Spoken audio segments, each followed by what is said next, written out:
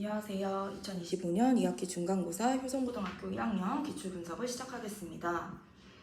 네, 효성고 시험 어제 종료가 되었고요. 마지막 날 우리 국어 시험 치르느라 1학년 학생들 너무나 고생 많으셨습니다. 이번 시험 기간이 좀 많이 늦춰졌는데요. 그에 비해서 시험 범위가 좀 적었다라고 생각이 되어집니다. 자, 전체적으로 시험 범위가 어떠했는지 한번 살펴보겠습니다. 자, 교과서와 그 다음에 외부 지문, 자, 그리고 학교 자체 그 문법 부교재 이렇게 좀 나눠볼 수가 있어요. 먼저 교과서는 사실 제가 2-3 화법과 작문 단원을 넣긴 했지만 이제 실제 포함은 되어 있었으나 실제 출제가 된 것은 우리 외부 프린트였어요. 그러면 교과서 시험 범위는 사실상 3단원에 우리 소단원 1, 우리 제막매가부터 우리 가나다 작품이 들어있는 이 향가와 평시조, 사설시조를 묻는 고전시간 챕터밖에 들어가지 않았고 나머지는 전부 다 외부 프린트였다. 즉 외부 학습지와 부교재였다라고 생각이 되어지네요. 자, 그리고 전체적인 분량은 적었다라고 말씀을 드렸으니 교과서 비중은 정말 적었다 라고 보시면 될 것 같아요. 자, 이제 우리 늘 1학기 때 중간고사, 기말고사 모두 출제가 되었던 그 고전시가 특히 가사 작품이 많이 출제가 되었는데요. 이번에도 그 기조는 유지가 되었고, 그렇다면 우리 2학기 기말고사에도 어려운 한자어가 많이 들어있는 그 고전시가 중에 이 가사 작품 한 편은 꼭 들어가겠다라고 생각이 되어지죠. 그리고 비문학 지문도 반드시 출제를 하셨는데 이번에도 지금 다 포함이 되었고요. 다만 범위를 좀 많이 두지 않으시고 실제로 우리 9월 학평에 출제가 되었던 가장 첫 지문, 그 인문 지문 하나만 넣어주셨네요. 자, 그리고 화법과 작문이 이번 우리 작년 11월에 출제가 됐던 25학년도 수능 화법과 작문 지문 3개가 들어있었는데 모두 다 시험 범위였고 다만 출제는 그 중에 딱 하나만 출제가 되었습니다. 그리고 마지막으로 가장 지금 1학년 시험에서 좀 화두가 되고 있는 게 문법인데 문법은 선생님께서 자체로 제작하신 그 부교재를 토대로 수업을 하시고요. 그 부교재 문항과 그리고 제시하신 그 유인물을 토대로 이제 학습이 되어졌다라고 보시면 될 것 같고요. 실제로 중세국어가 문법 범위였는데 세종어점 훈민정음과 용비어천가까지는 좀 일반적인데 석보상절도 일부 구절은 대다수 학교에서 좀 출제를 하는 편인데 이제 등고나 절구가 문학적인 내용 외적으로 이제 실제 문법적인 내용, 형태소와 의문까지 모두 다 분석하는 것들을 묻고 계셨습니다. 자, 전체적인 출제 비율도 한번 살펴보도록 할게요. 교과서 비중은 전체 100%에서 이제 24%로 좀 적었다라고 봐지고 압도적인 비중이 이제 부교재와 학습지였고 특히나 부교재보다 이제 학습지가 분량이 훨씬 더 많죠. 절반 이상을 차지하고 부교재까지도 사실 프린트 학습지로 본다면 사실상 70% 이상이 전부 다 이 외부 프린트 우리 학교에서 제공한 그 학습지다라고 보시면 될 것 같아요. 자, 그리고 영역을 좀 살펴보았더니 문학은 전체 25문항 가운데 10개, 즉 한 40% 절반 가까이 그래도 비중을 좀 많이 내셨고요. 그 이유는 이제 교과서 그 범위는 굉장히 적었지만 우리 선상탄이라는 작품이 또 있었기 때문에 그걸 다 합쳤을 때는 비중이 굉장히 많이 출제가 되었네요. 10문항 가까이, 10문항이 출제가 되었으니 절반 가까이에 육박하는 비율이라 볼 수 있고요. 이제 화법과 작문도 제법 출제가 많이 되어서 4문항, 그리고 문법 문제는 늘 항상 비중이 크죠. 그래서 6문항이 들어가 있었고요. 비문학 문제는 5개 정도 나왔는데 전혀 어렵지 않았다, 아주 평이했다라고 봐집니다. 자, 전반적인 난도가 여러 가지 상중하를 제가 좀 책정을 했는데 상이라고 생각하는 문항은 좀 뒤에 쏠려 있고요. 대체로는 중이나 중상 정도이기 때문에 이 정도면 평이하다라고 볼 수 있어요, 사실은. 그럼 이 얘기를 듣고 되게 억울해하는 학생들이 있을 수 있어요. 그렇지만 여러분, 우리가 좀 객관적이고 보수적으로 볼 필요가 있고요. 그렇게 바라보고 접근을 하고 나 자신을 더 실력을 강화시키는 게 앞으로 미래에 대한 좋은 그 바람직한 방향이라고 생각을 합니다. 이 시험은 너무 어려웠다라고 자꾸 선을 그어버리게 되면 본인의 실력보다는 환경과 상황 탓을 하게 되어 실제 객관적으로 분석을 해보았을 때 뒤에 있는 문항들도 제가 상으로 표기를 한 것은 그 자체가 어려워서라기보다 제시된 제한된 시간 안에 다 풀기에는 너무 벅찼기 때문에 그렇게 풀기에는 다소 개념들이 많이 녹여져 있기 때문에 여러분의 기억력의 한계든 능력적인 한계든 벅찼을 것을 제가 감안해서 책정한 난도라고 보시면 될 것 같아요. 그럼 우리 세부 문항 어떻게 되어 있는지 한번 보도록 하겠습니다. 자, 먼저 첫 번째로 제가 제시할 수 있는 건 이제 역시나 문법 문제인데요. 중세국어 예문에 구현된 의문이나 형태소나 문장 성분, 문장의 짜임, 즉 이 부분은 다 현대국어 문법이에요. 그러면 그 해당 내용들은 지난 1학기 때 모두 다 끝이 났어요. 시험 범위로 우리가 다 다뤘던 내용인데, 그럼 이제 너희들 다 그것을 알고 있을 거다. 그럼 그걸 토대로 내가 중세국어에 해당 내용이 반영된 것을 묻겠다라는 의도가 계속 있다라고 말씀을 드렸고, 예상을 했고, 역시나 그런 문제가 출제가 됐고요. 지금 객관식 하나, 논술형 하나 모두 갖고 왔는데요. 사실 이거 말고도 문제를 더 갖고 올 수 있지만 일부만 제시를 해드립니다. 20번 객관식 문제만 하더라도 격조사라든지 주성분, 부속성분, 이건 문장 성분이고 조사는 품사죠.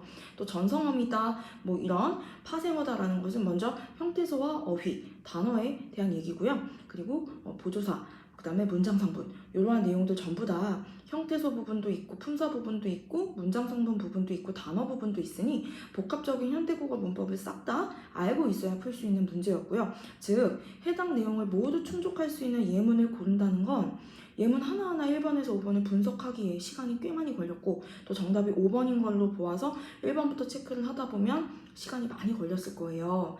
그리고 배점도 4.5점이니까 하나 틀리면 결과적으로 점수가 팍팍 내려갈 수 있겠죠.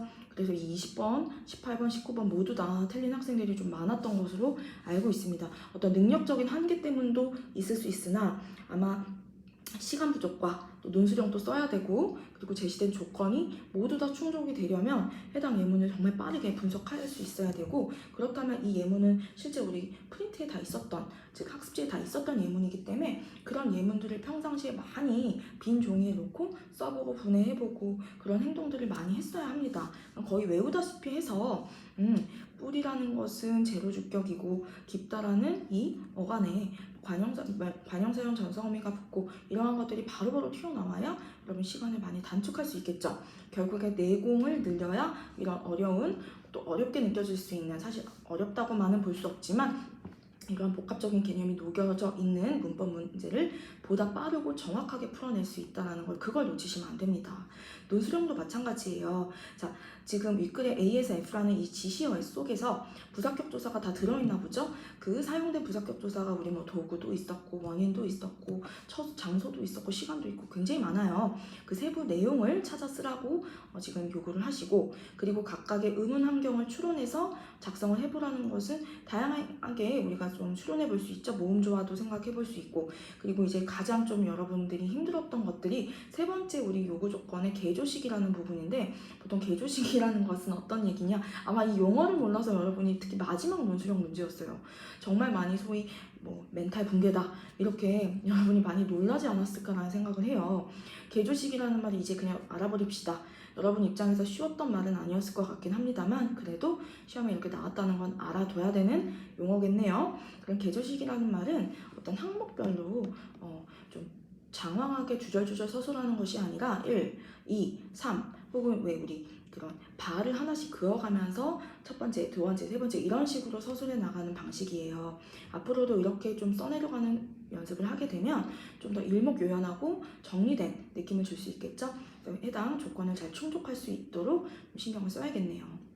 시간이 굉장히 많이 소요됐을 거라고 생각을 합니다. 그에 따른 난도가 올라간 것은 인정, 즉 체감 난도가 올라간 것은 인정. 그 자체가 어렵다라고 보기에는 복습이 부족했거나 지나간 내용들이 모두 다 잊혀졌거나 뭐 거기에 있겠죠. 자, 두 번째, 세분화한 조건을 토대로 지문 내용을 내가 정말 논술형으로 제대로 상세하게 기술을 요구하는 논술 문제가 좀 많았어요. 즉 무슨 말이냐면 우리가 본문에서 배웠던 이론이나 내용을 보통 선지 속에서 골라내는 건 많이 합니다.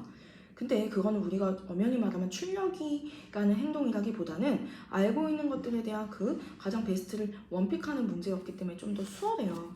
그러나 조건을 토대로 그걸 내가 써내려가는 그 행위는 사실 정말 온전한 추론, 온전한 그 출력 행위이기 때문에 시간도 많이 걸리고 그만큼 많이 알고 있어야 된다라는 전제 조건도 달성해야 되고 굉장히 만만한 내용이 아닙니다. 그래서 아마 이 부분은 시간이 부족해서 다 못 쓰고 제대로 쓰지 못한 학생들이 좀 많이 있었을 거라고 저는 짐작을 하고 있어요. 그리고 요구하는 조건들이 그렇다고 해서 뭐 많이 까다롭다 이렇게 생각하지 않으셔야 되는 게, 사실 조건이 많으면 오히려 쓰는 거에는 쉬워집니다. 조건이 오히려 단순하게 되면 쓸 때 되게 어떻게 해야 될지 우왕좌왕하게 되는데 조건이 그리 많다고 봐지진 않아요. 그렇기 때문에 요구하는 바가 뭔지 빨리 캐치를 하고 그에 걸맞게 요구하는 조건 일부만 딱 충족을 하면 되기 때문에 조건의 개수가 많지 않아서 그래서 여러분이 과연 얼만큼 복습이 됐고 숙지가 되었는지 그게 결국의 관건이었습니다. 그리고 그게 잘 된 학생들은 앞에서 문제를 풀 때에도 시간이 많이 지나치게 소요되진 않았을 거예요.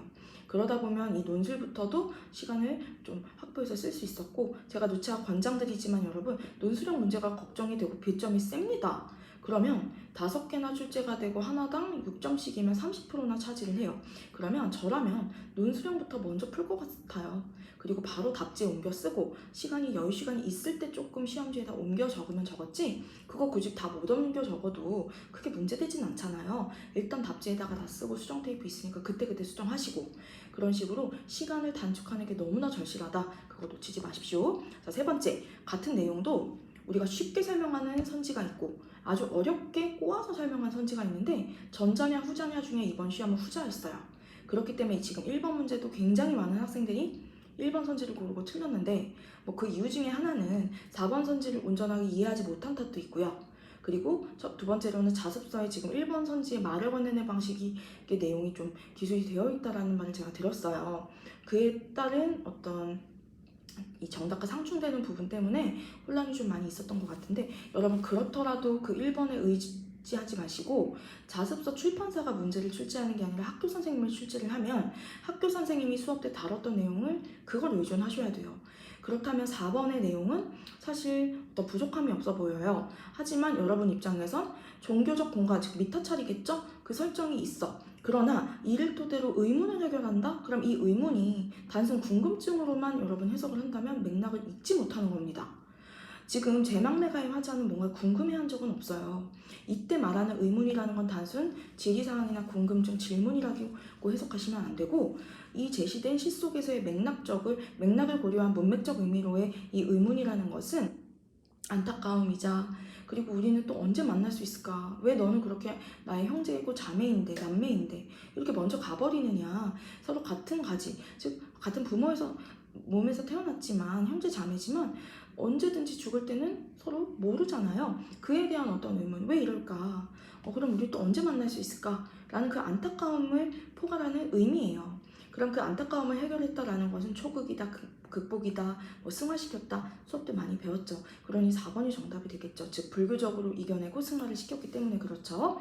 자, 그렇다면 해당 그 어휘나 또 문장 구절을 결국에 맥락을 토대로 문맥적 의미로 해석하는 친구가 잘 득점을 할 수 있었던 시험입니다. 자, 6번 문제도 지금 오답자가 좀 있었던 것 같고, 지금 이 학생도 시험을 굉장히 잘 본 친구인데도 6번을 별표를 치고 지금 고민을 했던 흔적이 보이죠. 자, 그 말인즉슨 5번이 정답이긴 하나 이 안타까운 심정이라는 걸 진짜 단순히 아유 어떡하냐 쯧쯧하는 그런 연민인지, 혹은 동정인지, 혹은 어떤 잘 됐으면 좋겠다라는 단순 어떤 소망을 비는 그러한 처지인지, 아니면 진짜 이 중국 고사 속의 인물에 대한 원망을 드러내는지 다 포괄하는 말이라고 감안하고 푸셔야 됩니다. 특히 중국 고사 속의 인물에 대해서는 헌원시라든지 진시황에 대해서 원망을 했었죠. 서술에 대해서도.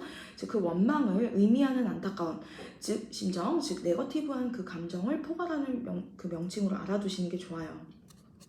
그렇게 해서 그 4번 선지하고 좀 헷갈리셨을 것 같은데, 전쟁을 일으킨 왜적에 대한 심정이 있긴 있습니다만 담담하게가 틀려요. 담담하다라는 것은 보통 차분하고 절제된 어조라고 보시면 되는데, 그에 비해서는 굉장히 직설적이고 또 노골적이고 적개심을 강하게 표출을 하고 있기 때문에 담담하다라는 건 어울리지 않아서 바로 여러분 제끼셔야 되는 선지입니다. 그래서 5번으로 잘 골라낼 수 있어야 돼요. 즉 같은 내용이어도 신중하게 문맥을 판단해야 되는 선지가 많이 출제가 되었습니다. 자, 총평 드리겠습니다. 자, 교과서 외에 학력평가 비문학 지문이나 화작 지문, 또 외부 작품 등과 같은 다양한 구성의 그 시험 범위가 이번 그 시험의 특징이었고, 또 그 중에서도 교과서의 비중은 적었다라는 게 아주 주요 특징이죠. 자, 특정 단원의 문법뿐만 아니라 연관된 현대 국어 문법을 우리가 1학기 때 모두 다 배웠기에 그 개념을 모두 다 복합적으로 아우르는 총체적인 그런 문제, 그러한 문법 문항이 정말 많이 출제가 되었고, 2학기 기말에는 더 그 기조가 강하면 강해질 거다라고 저는 예상하고 있습니다. 자, 제한된 시간 내에 풀기에는 그렇다면 시간 소요가 굉장히 크겠죠.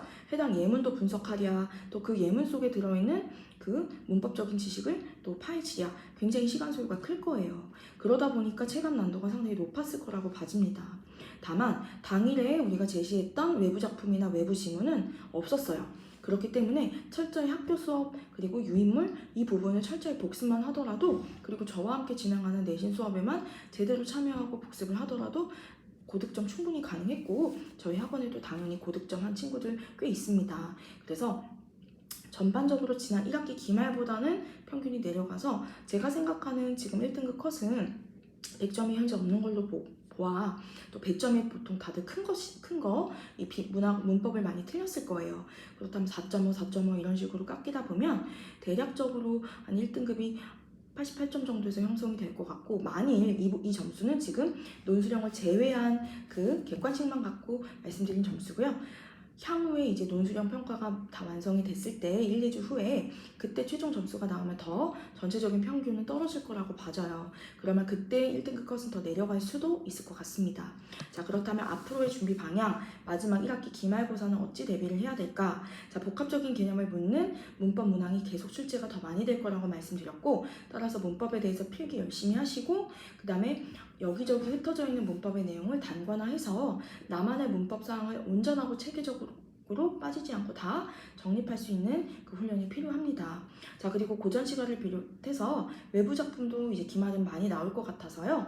우리 그 대처력을 강화시키려면 수능형의 그 학습이 필요하고, 그러려면 여러분의 내공치가 정말 많이 끌어올려줘야 되고 많이 쌓여야 합니다. 그럼 정규 과정이 정말로 중요하다는 걸 놓치지 마시고, 내신 따로 내신만 듣고 정규 땐 쉬고 그런 패턴은 이제 버리시고, 내신을 위해서 우리 정규 과정도 성실하게 임하는 그런 여러분이 되셨으면 좋겠습니다. 자, 비문학 텍스트도 그 내용은 쉬웠습니다만 그 해당 내용과 사례를 같이 연계해서 묻는 문제가 계속 출제가 되고 있고 앞으로도 더 짙어질 것 같아요. 그렇다면 비문학은 비문학대로 문장 하나, 문단 하나, 또 구절 하나하나 놓치지 마시고 꼼꼼하게 요약하는 그 훈련이 필요해 보입니다. 자, 전체적으로 시험 시간이 많이 부족했을 친구들이 참 많았기에 논술형과 문법 문제를 잘 대처하려면 시험 문항 풀이 시간을 많이 줄이셔야 됩니다. 그러려면 내공이 길러져야 되고 고난도 문항을 잘 푸는 연습도 많이 해야 되고요. 저는 그런 훈련을 많이 시켜드리는 편인데, 그게 잘 되려면 이미 저와 공부를 할 때에도 복습이 이미 잘 되어 있어야 합니다. 복습도 안 돼 있고 학교 수업도 안 들어오고 제가 뭔가를 이건 어떻게 진도를 나가니? 라고 물어보면 답을 못하는 학생들이 꽤 많아요. 그 말은 학교 수업을 굉장히 소홀히 여긴다는 얘기고 위험한 자세입니다. 그런 태도는 버리시고 수업도 열심히 듣고 필기도 오히려 저에게 공유를 해주셔야 제가 그 내용을 놓치지 않고 여러분한테 전달할 수 있으니까, 여러분 이 부분 유념해서 앞으로 준비를 더 탄탄하게 해서 1등급 다 여러분 온전하게 따시기를 저도 더 최선을 다해서 노력하고 기도하겠습니다. 여러분 수고 많으셨고요. 다음 2학기 기말 때 또 좋은 모습으로 데뷔를 하고 바로 오늘 또 진도를 나가셨을 텐데, 우리 다음 주말에 내신이 개강을 합니다. 이번에는 우리 토요일 반, 일요일 반 모두 다 여러분 온전하게 참여 잘 하셔서 좋은 결과 얻도록 최선을 다해서 서로 준비해 보도록 해보죠. 자, 여러분 수고 많으셨습니다. 감사합니다.